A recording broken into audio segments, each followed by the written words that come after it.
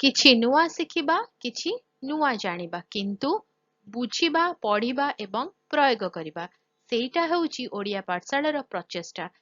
ଆପଣମାନଙ୍କୁ ସମସ୍ତଙ୍କୁ ସ୍ୱାଗତ। ଓଡ଼ିଆ ପାଠଶାଳାକୁ ଚାଲନ୍ତୁ। ଆଜିର ଭିଡିଓରେ ଆମେ ବାଣଭଟ୍ଟଙ୍କ ବିଷୟରେ ଜାଣିବା। ତାଙ୍କ ଉପରେ ପ୍ରଶ୍ନ ଗୁଡ଼ିଏ ଥିଲା କମ୍ୟୁନିଟି ପୋଷ୍ଟରେ, ତ ଜାଣିବା ତାଙ୍କରି ବିଷୟରେ।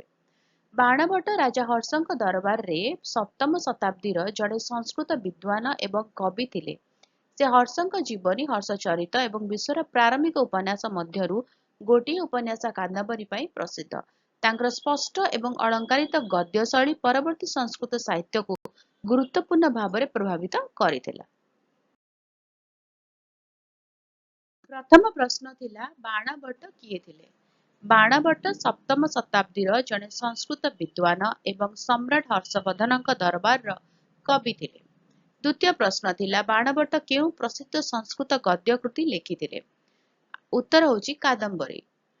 ବାଣଭଟ୍ଟ କେଉଁ ରାଜାଙ୍କ ରାଜକବି ଥିଲେ? ଉତ୍ତର ହେଉଛି ହର୍ଷବର୍ଦ୍ଧନ। ବାଣଭଟ୍ଟଙ୍କ ଦ୍ୱାରା ଲିଖିତ ରାଜା ହର୍ଷଙ୍କ ଅସମ୍ପୂର୍ଣ୍ଣ ଜୀବନୀ କଣ? ହର୍ଷଚରିତ। ବାଣଭଟ୍ଟ କେଉଁ ଶତାବ୍ଦୀରେ ବାସ କରୁଥିଲେ? ବାଣଭଟ୍ଟ ଖ୍ରୀଷ୍ଟାବ୍ଦ ସପ୍ତମ ଶତାବ୍ଦୀରେ ବାସ କରୁଥିଲେ। ସଂସ୍କୃତ ସାହିତ୍ୟରେ ବାଣଭଟ୍ଟ କେଉଁ ସାହିତ୍ୟ ଶୈଳୀ ପାଇଁ ବିଶେଷ ଭାବରେ ଜଣାଶୁଣା? ଅଳଙ୍କାରିତ ଏବଂ କାବ୍ୟିକ ଗଦ୍ୟ, ଯାହାକୁ ଆମେ ଚମ୍ପୁ ଶୈଳୀ କୁହନ୍ତି। ବାଣଭଟ୍ଟଙ୍କ ପିତାଙ୍କ ନାମ ତାଙ୍କ ରଚନାରେ କଣ ଉଲ୍ଲେଖ ଅଛି? ଚିତ୍ରଭାନୁ। ବାଣଭଟ୍ଟଙ୍କ କେଉଁ କୃତି ସମ୍ରାଟ ହର୍ଷବର୍ଦ୍ଧନଙ୍କ ଜୀବନୀ ଓ ରାଜତ୍ୱ ବର୍ଣ୍ଣନା କରେ? ହର୍ଷଚରିତ। ବାଣଭଟ୍ଟଙ୍କ ଦ୍ୱାରା ଲିଖିତ ଜୀବନୀ ହର୍ଷଚରିତର ଦୁଇଟି ଅଂଶ କଣ? ବାଣଭଟ୍ଟଙ୍କ ଆତ୍ମଜୀବନୀମୂଳକ ବର୍ଣ୍ଣନା ଏବଂ ହର୍ଷବର୍ଦ୍ଧନଙ୍କ ଜୀବନୀ। ଶେଷ ପ୍ରଶ୍ନ ଥିଲା, ବାଣଭଟ୍ଟ ପରବର୍ତ୍ତୀ ସଂସ୍କୃତ ସାହିତ୍ୟ ଓ ଗଦ୍ୟ ଲେଖାକୁ କିପରି ପ୍ରଭାବିତ କରିଥିଲେ? ସେ ସମୃଦ୍ଧ ଶବ୍ଦକୋଷ ଏବଂ ବର୍ଣ୍ଣନାତ୍ମକ ଶୈଳୀ ସହିତ ଶାସ୍ତ୍ରୀୟ ସଂସ୍କୃତ ଗଦ୍ୟ ପାଇଁ ଏକ ଉଚ୍ଚ ମାନଦଣ୍ଡ ସ୍ଥାପନ କରିଥିଲେ, ଯାହା ଭବିଷ୍ୟତ ପିଢ଼ିର ଲେଖକମାନଙ୍କୁ ପ୍ରେରଣା ଦେଇଥିଲା।